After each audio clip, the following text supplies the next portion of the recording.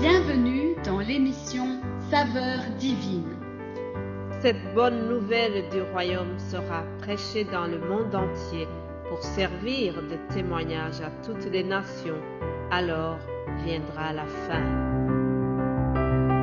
Ce pain céleste vous est présenté par Immaculée Niraneza.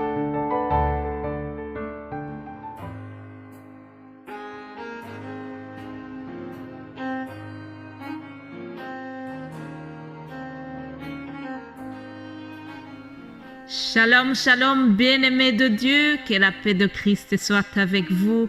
Je remercie le Seigneur qui me fait commencer cette semaine avec vous. Je rends grâce à Dieu pour ma santé et pour vous tous qui m'écoutez. J'espère que vous êtes en bonne santé aussi. Nous remercions le Seigneur spécialement pour ce mois de juillet. Nous sommes déjà le 4 juillet. Alléluia. Ce nouveau mois de juillet, c'est synonyme du début des vacances pour beaucoup de gens. Alors, vraiment, nous remercions le Seigneur pour ceux qui sont déjà dans les congés scolaires. Alors, je remercie le Seigneur qui nous a gardés pendant cette année scolaire. Merci Seigneur parce que nous ne portons plus de masque. C'est vraiment un sujet de joie pour moi. Alors, j'espère que vous aussi, vous remerciez le Seigneur pour ne plus porter de masques. C'est vraiment quelque chose qui nous a libérés, chers amis. N'oubliez pas les bienfaits de l'Éternel. Je remercie vous tous qui soutenez cet appel de la saveur divine. Je remercie pour vos encouragements. Je vous remercie vraiment pour tout geste d'encouragement, tout geste de soutien que vous manifestez à l'égard de la saveur divine. Que Dieu vous bénisse abondamment. Merci à vous tous, frères et sœurs, qui partagez la parole. Merci pour le dévouement. Merci pour tout ce que vous faites. Notre récompense sera grande au ciel. Alléluia. Alors, cette semaine qui commence, nous allons faire honneur à la parole de Dieu. Nous allons nous baser sur le psaume 119. C'est le plus long psaume. Il y a 150 psaumes et le 119, c'est le psaume le plus long. Nous allons piocher quelques versets qui nous parlent de la parole de Dieu. Quand je dis la parole, ce sont les saintes écritures. Alors, pendant toute la semaine ici, nous ferons honneur aux saintes écritures. Mais avant de continuer, j'aimerais vous lire le premier psaume, quelques versets du psaume 1. Il est écrit: Heureux l'homme qui ne marche pas selon le conseil des méchants, qui ne s'arrête pas sur la voie des pécheurs et qui ne s'assied pas en compagnie des moqueurs, mais qui trouve son plaisir dans la loi de l'Éternel et qui la médite jour et nuit. Il est comme un arbre planté près d'un courant d'eau qui donne son fruit en sa saison et dont le feuillage ne se flétrit point. Tout ce qu'il fait lui réussit. Alléluia. Tout ce qu'il fait lui réussit. Quel est le secret de la réussite, mes amis? Le secret de la réussite, c'est de méditer la parole de Dieu, se plonger dans la parole de Dieu chaque jour. Heureux l'homme qui plonge ses idées dans la parole de Dieu.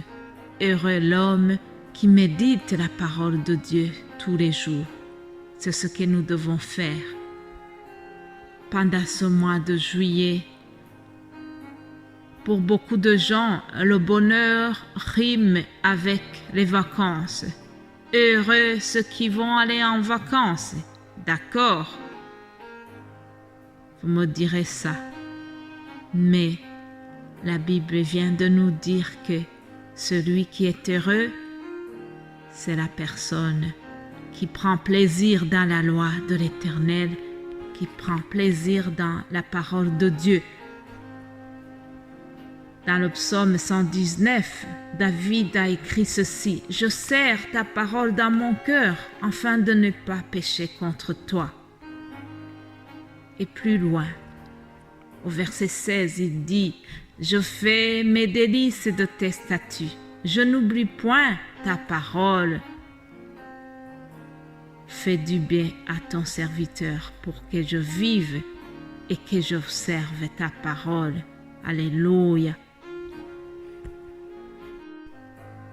Mes bien-aimés de Dieu, lorsque nous gardons la parole de Dieu dans notre cœur, ça nous évite de tomber dans les tentations, ça nous évite de pécher contre l'Éternel, comme dit David.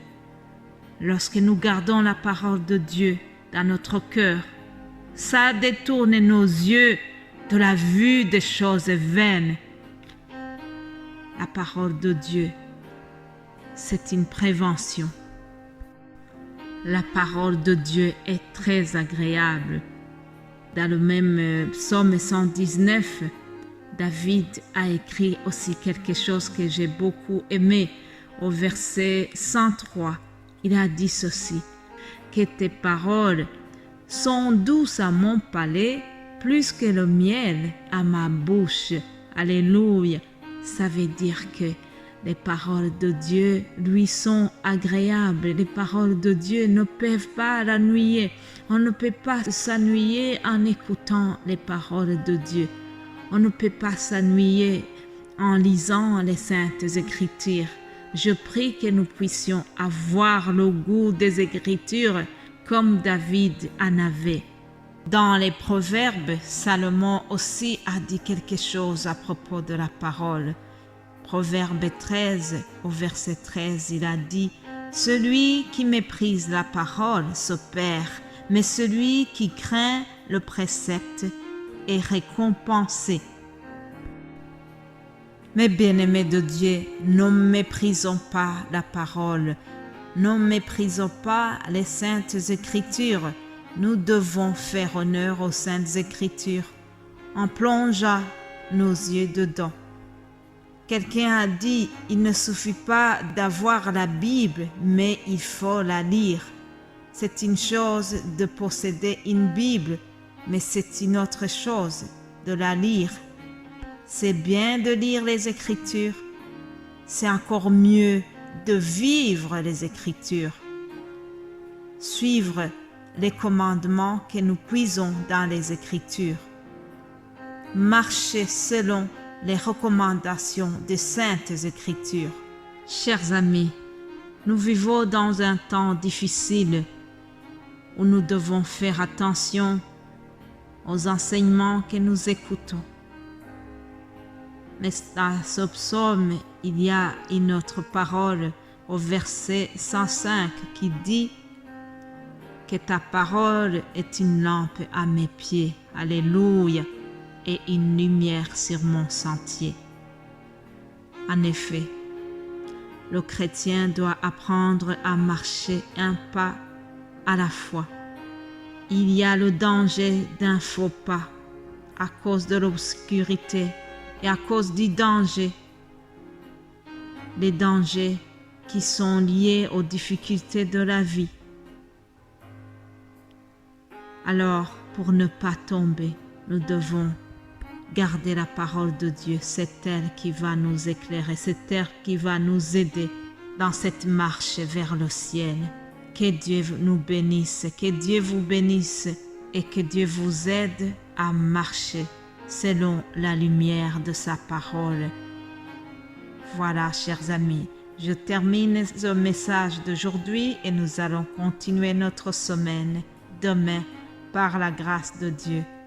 Alléluia. Soyez bénis, passez une excellente journée. Amen.